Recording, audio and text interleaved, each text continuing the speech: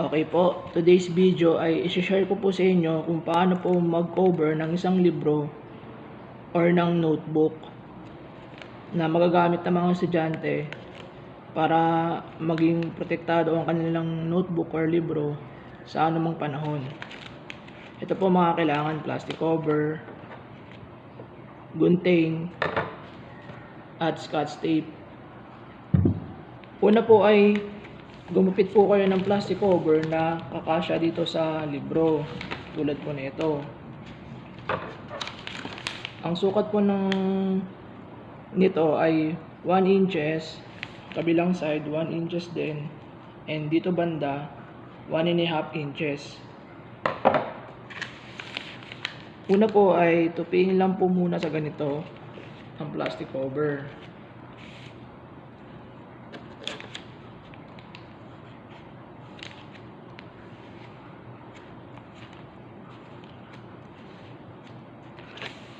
Pagkatapos yung kabila.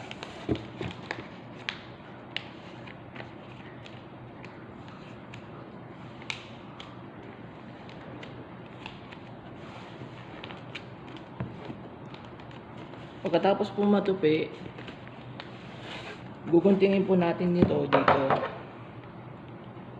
Pa-slanting po ang gupit, tulad nito.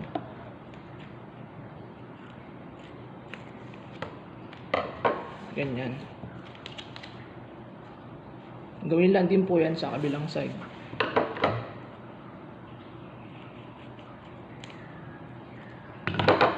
At sa likod.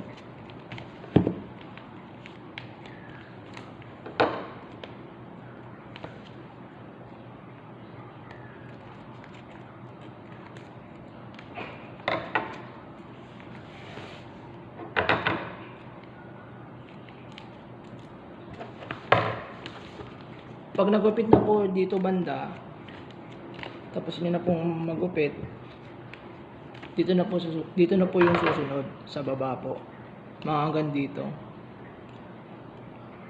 Isang guhit lang pong pahaba, kabilang side,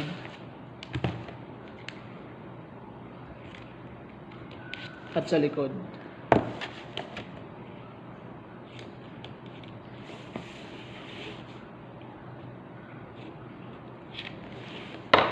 Kung ano pong gupit sa unahan, dito sa taas, ganoon din po sa ilalim, para pantay po sila. Okay na. Ang susunod po na gagawin ay guguntingin po ito pababa. Ito po.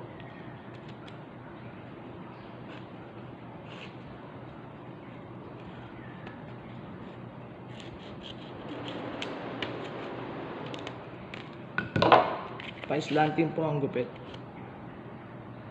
Ganun din po sa kabila.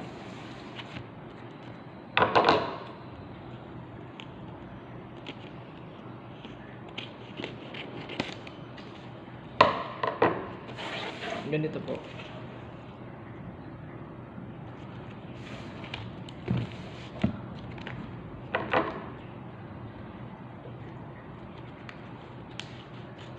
Gawin lang din po sa other side.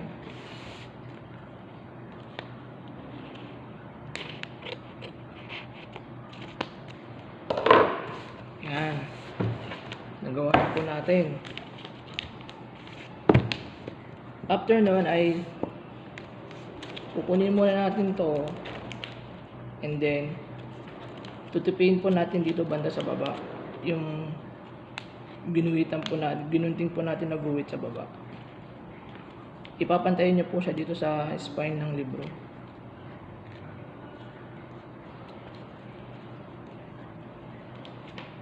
Ganun din po sa kabila.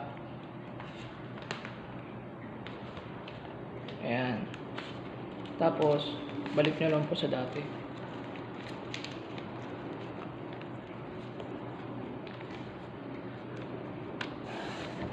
Ganito po yung mangyayari dyan. Ayan. Ayan po. Ayan. And then after nito ay magdidikit na po tayo ng scotch tape. Una ay taas po lang natin po ito Tapos alalayan po natin dito yung plastic cover, and then tupi lang natin ng ganito. Ito po, yan. Tupi lang natin yan. Tapos diinan natin.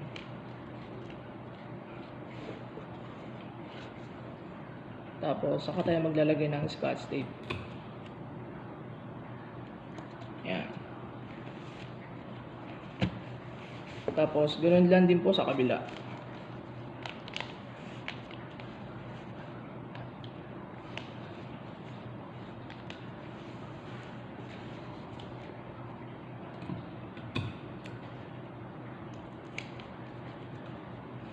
Ayan. Ganyan po yan siya. Tapos, same process lang din po sa kabila.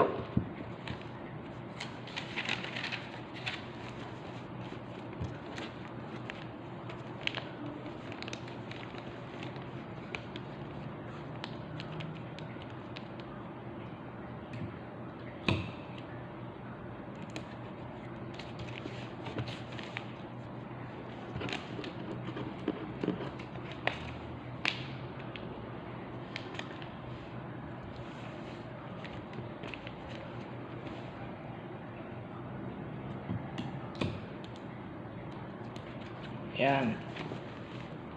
Okay po, tapos na ang ating pagbabalot, pag-cover ng libro.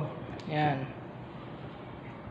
Maayos na po siya at protektado na siya sa anumang panahon para maprotektahan din ang ating mga libro at saka mga notebook na bagay sa pabago-bagong panahon. Ayan. Pati loob po niya, ito po yung loob niya.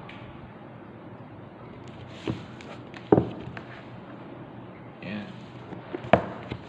Hanggang dito na lang po ang aking tutorial video, and sana abangan nyo rin po ang aking iba pang mga tutorial video na i-upload sa YouTube. Maraming salamat po, and God bless.